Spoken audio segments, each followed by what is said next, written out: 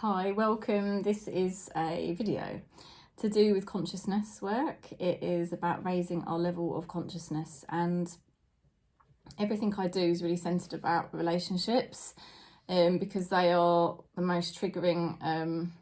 They tend to be the most triggering thing because they cut us really deep. You know, they touch deep pain body inside us. And they can also really touch very deep conditioning within us. So, you know, it can really be a source of difficulty in terms of managing the ego and finding yourself highly reactive, acting in highly reactive ways, highly triggered ways, unconscious ways, you know, because that's what relationships do. They touch us in very deep places that other experiences don't necessarily touch. So, you know, relationships are challenging. And as Eckhart Tolle says, they're not really here to give us enjoyment. Relationships are actually here to help us awaken to a higher level of consciousness. So this video is titled Being a Beautiful Flower, and really finding the self, because the kind of way that we're conditioned in society is really backwards. It's really counterproductive, because society conditions us from a young age to think that we get all of our enjoyment and pleasure from outside of ourselves. So we get conditioned to look outside of ourselves for happiness, for love, you know, and it's really a lie. It's really like an illusion, because nothing in the external reality is permanent, and everything is a temporary illusion, you know. And so it's really bad conditioning in society, and you're talking about lifetimes of conditioning, you know, that you're having to undo, because we're so conditioned to look outside of ourselves for happiness and for love, and we are looking in the wrong direction, because the love and the happiness, the true source of happiness, is inside here, because this is the self, you know. So being a beautiful flower just basically means it's like an analogy or a symbol that Papaji used. And Papaji was the Ramana Maharishi was the guru to Papaji, and Papaji became a guru. They've both passed to spirit now, but Papaji used the analogy of being like a beautiful flower. And when you become a beautiful flower, you're basically becoming the love, you see. Because if you think of any plant or tree in nature, is just pure consciousness. I mean, it's got its physical form, but there's a sense of aliveness to it. And that aliveness that you sense in a flower or a plant or a tree is consciousness, you know. And that's what we all are as well, you know. When we're kind of in silence, like especially like if you think of us when we're meditating, not so much guided meditation, because when we're doing guided meditation, we're actually focusing the mind on a point. And that is actually not really the true consciousness. But when we are doing meditation where we're clearing the mind, and we're having no thoughts arising in the mind, and we are just empty of all thoughts, and we are just in the self, centered, in the present moment, you know, that is a human being, you know, that is a human being in consciousness. And so the consciousness is there inside you all of the time. And in actual fact, you don't have to actually do anything to raise your level of consciousness. Again, this is quite a confusing terminology, you know, created, I don't know, by society at the moment. And I mean, I use it as well. I do talk about raising our level of consciousness. I mean, you know, it's actually what we're doing is we're actually raising our awareness of our consciousness, because the consciousness just is the consciousness, you know. Consciousness is the source of all of creation. It's another word for Brahman or God or spirit. So source is an undefinable energy you know, and it's the source of everything that is, and that source is, you know, inside you. And that source, another word for that source, is consciousness. And so, yeah, you can sense it when you look at a plant or a flower or a tree, sometimes animals, but, you know, we can see the ego rising in animals. I certainly see it in my dog Gilbert quite a lot. You know, he gets angry or upset sometimes. Like at the moment, he's being quite curious and he's walking around, knocking things over, really distracting.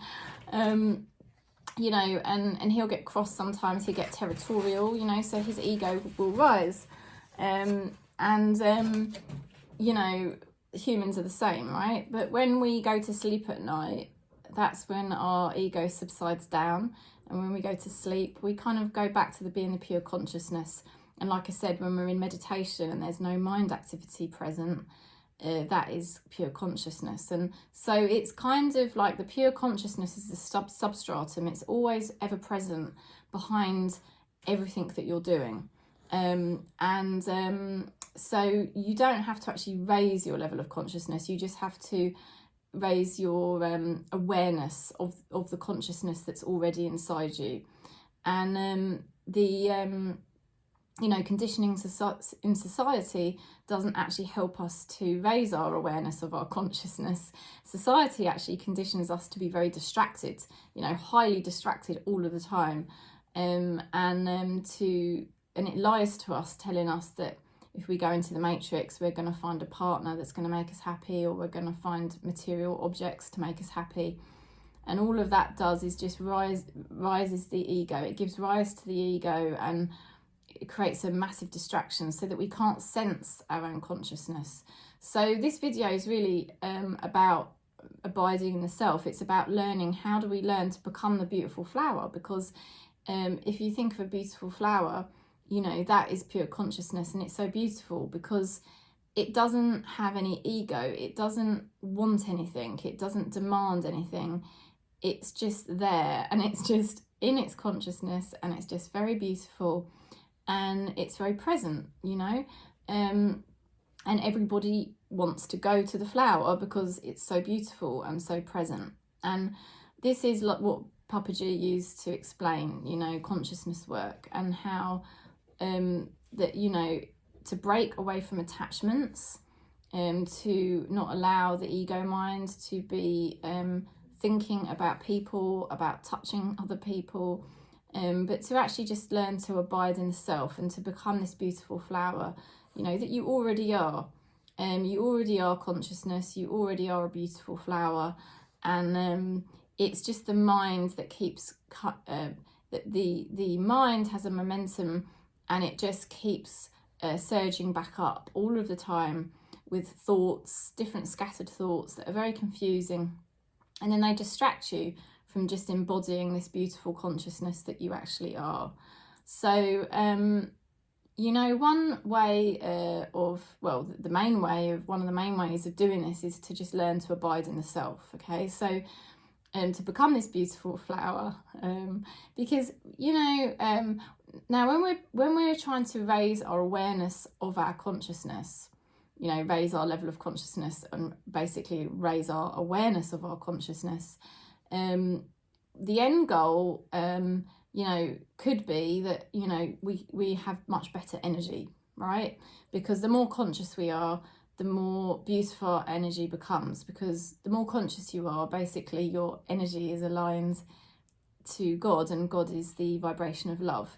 And you can imagine how beautiful that energy is. And when you can feel that energy in other people, sometimes we have those moments with family members or friends, and they might just have a really beautiful energy one day that you're with them, or even maybe like momentarily, you know, when their ego's subsided down, and, you know, you can just sense a really beautiful energy. Or perhaps in a baby even, you know, babies do have ego forming. You know, they have wants and they have needs, and they can be their ego can be very grabby, you know, because it's the survival mechanism.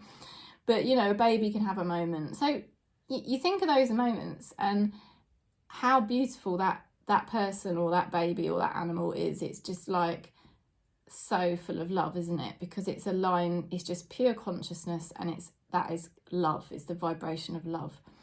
So you could say the end goal is to become with energy like this, so that obviously you'll become loved, right? Because you'll be more loved. But ultimately, we don't want to kind of have that as an end goal, because that kind of creates a demand on spirit, you see. And we can't really go into it with a demand from spirit. But I just use the analogy because I think it's helpful. Certainly it's been helpful for me, because the thing is, you know, it can be really confusing at first. Like, how do I raise my level of consciousness? How do I learn to be the self? How do I learn to be myself? You see, society's conditioned us to think that love, a relationship, is going to kind of give us this kind of happiness, you know. But the true happiness comes from actually learning to love ourselves. And that's the love that Carl Jung described as basically the love that everybody puts off. Everybody's putting off the journey to actually just love ourselves.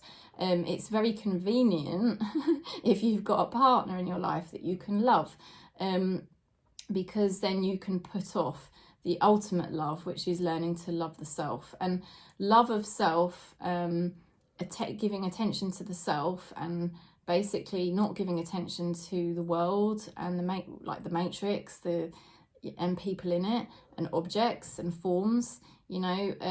That is really true devotion to spirit. True devotion to spirit, true love of the self. It's the same thing. And you know, because ultimately you can call in angels, you can call in spirit guides, all of their energy is there. But if you want the most direct form, you know, of spirit, if you want the most direct form of God, if you want the most direct form of bliss, it's inside you see. But everyone's putting it off. Yeah, basically it can be a really big question mark in your mind, and you think, how on earth can I ever give up my relationship, even though this relationship torments me?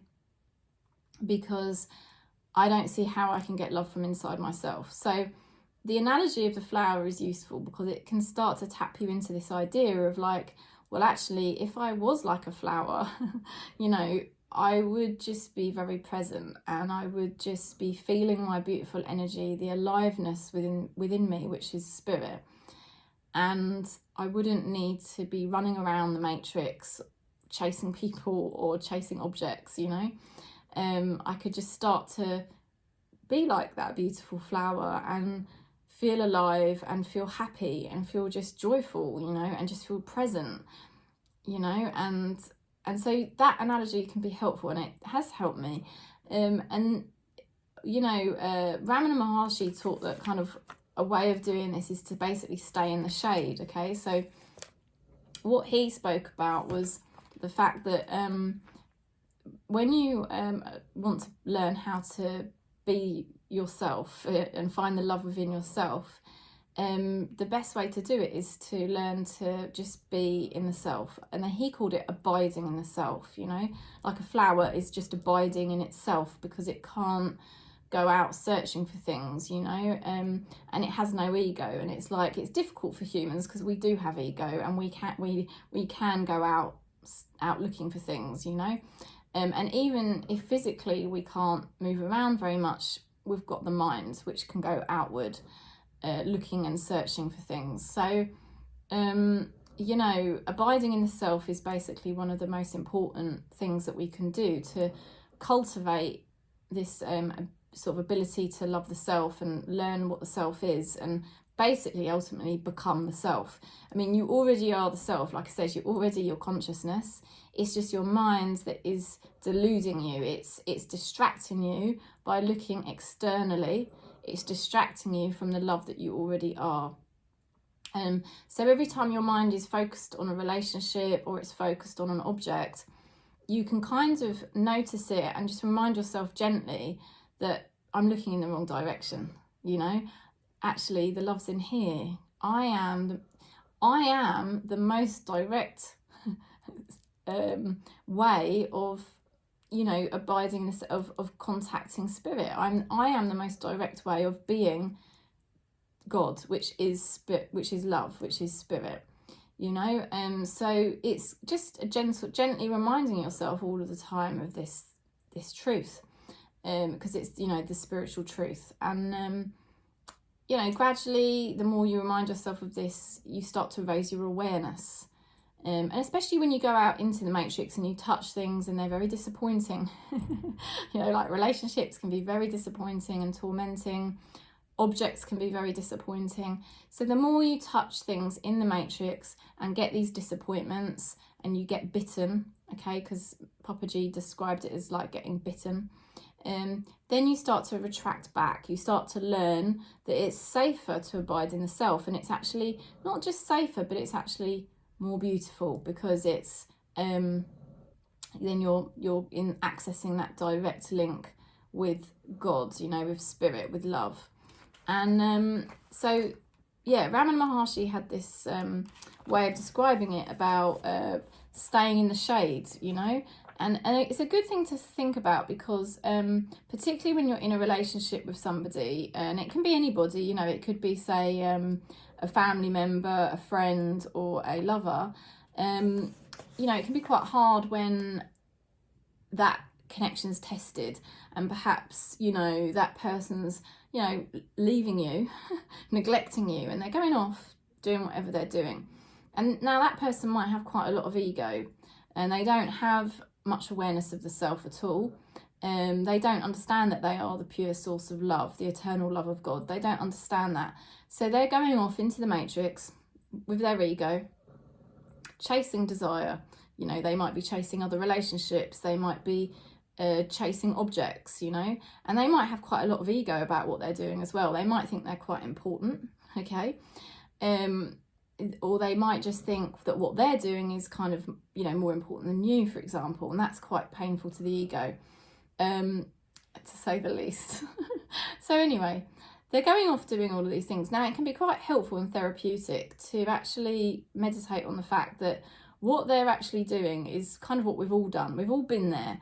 We've all been at a point in time where we've been quite lost and disconnected from ourselves. As Ramana Maharishi would call it, disconnected from the self, unconscious, okay? Unconscious, unawakened. We've all been there, where we've been perhaps addictively going into the matrix to seek rewards, to seek pleasures, because we were so disconnected from the consciousness that we are. We had a low level of consciousness, and we were so deluded, we thought that going out into the matrix would bring us happiness. So you might be in a relationship or have a connection with somebody that's in the process of still doing that, and they're not very awakened at the moment, unfortunately. They're not very conscious at the moment, and they don't know what they're doing. They're totally unaware, and that's quite hard, you know. But it can be quite testing for your own ego, because on one level, you know that this person's acting in an unconscious way. You know that probably what they're doing is not going to give them much joy and happiness. But on another level, you've got your own ego that plays out stories in your head. And that's where you have to really start observing those stories and become very conscious of them.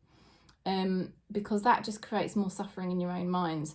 You know, you might have a story in your head that this person that you really care about and love is meeting other people.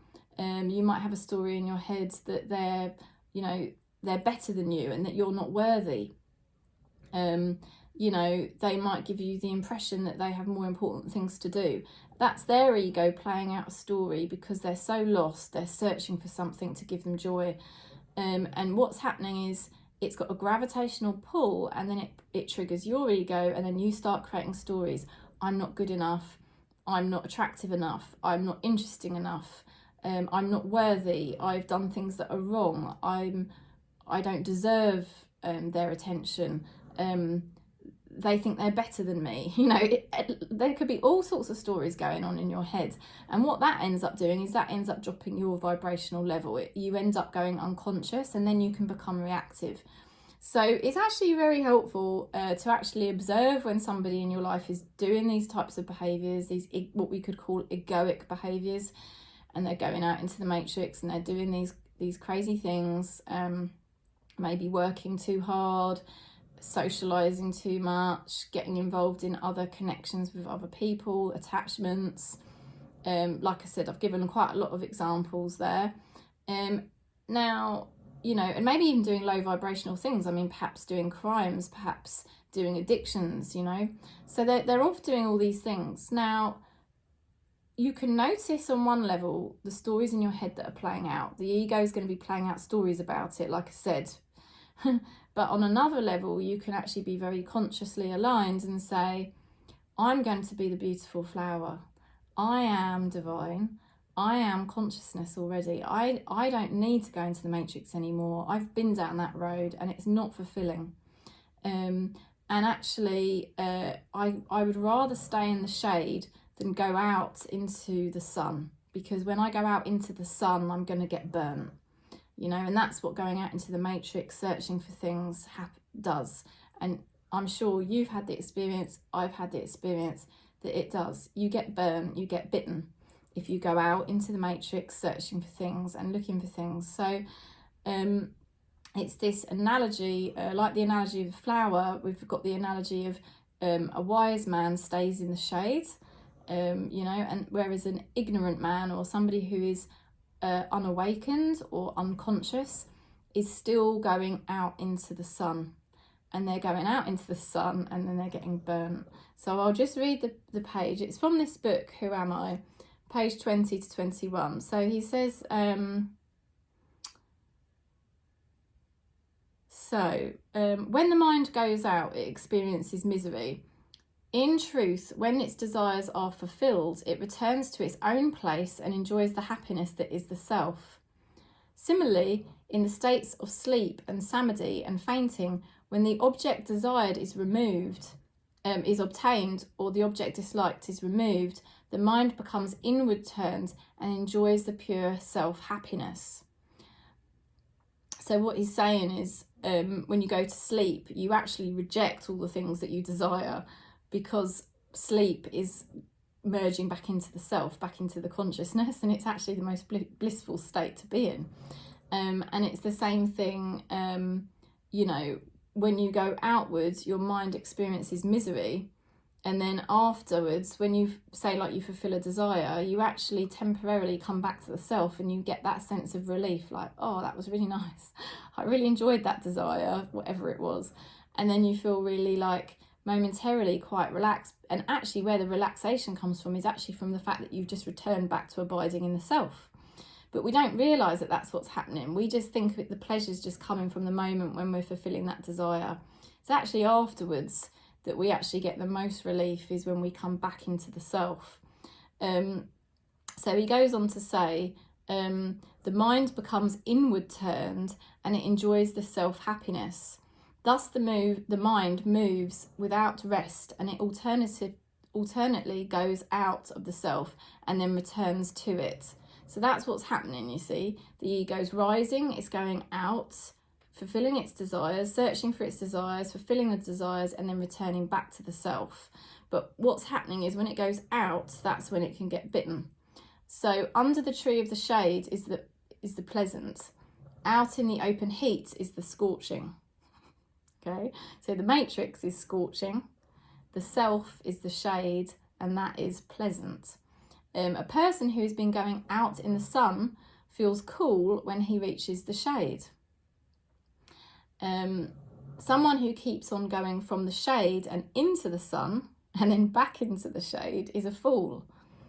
A wise man stays permanently in the shade. Okay, so similarly, the mind of one who knows the truth does not leave Brahman. Brahman is, you know, God, consciousness, spirit. The mind of the ignorant, so we could say that's the unawakened person, the unconscious person. We've all been there. We've all been there. The mind of the ignorant, on the other hand, revolves in the world, feeling miserable. Okay, for a little time, returns to Brahman to experience happiness. In fact, what is called the world is only a thought. When the world disappears, when there is no thoughts, the mind experiences happiness, and when the world appears, it goes through misery. I mean, that's going on to another subject. But the most important thing is, you know, everybody is conditioned to keep going out into the matrix, and that is basically going out into the sun and you get scorched, and then when you return back to the self, you're experiencing the love of self, the peace. Now, it's quite hard to, it's challenging to at first understand that actually abiding in the self is this lovely, peaceful, contented place, particularly if you've gone through trauma and you're purging a lot and you've got a lot of pain body coming up because of trauma you've been through, like a lot of sadness and things like this. But over time, the more you purge out, the more you're going to start to realise that actually abiding in the self is actually more peaceful and blissful. And actually, it's an illusion that the mind will keep telling us there's something more important, more beautiful to access outside of ourselves in the matrix. That is actually an illusion of the ego. It's the illusion of samsara. It's the illusion of society. Because actually, it's more beautiful, more divine in the self. So that is really the essence of this video. I'm going to stop there, but hopefully it's given you an extra couple of ideas that you can use if you're trying to center yourself in a more conscious kind of energy, and you're observing perhaps a relationship, somebody you know who is running around in the matrix. Let them run around in the matrix. Let them do whatever they want to do, because they will get bitten invariably. They will find dissatisfaction, and it's of the ego. Choosing to abide in the self, be that beautiful flower that you are, access the love of consciousness. This is the only true happiness, and allow things to then, gravitate to you naturally. And if they don't, that's fine. Then they're obviously going out chasing things in the matrix, and let them do that, because it's not wisdom to be doing that. And we've all been there, we've all done it, and we've all gone through those experiences, and actually you just end up bitten and or scorched, as Ramana Maharishi puts it. So I'm sending you so much love. I know what it's like if you're going through testing times in relationships. If you do want to book in for a reading or a session with me, I do obviously the tarot readings, and we can also talk about this kind of thing if you want to kind of really learn how to kind of free yourself of the difficulties that arise with attachments, and just learning to access the love within yourself, and raise your level of consciousness. It's raising your awareness of your consciousness. So that's the message really, and I'm sending you lots of love, lots of peace wherever you are on Gaia.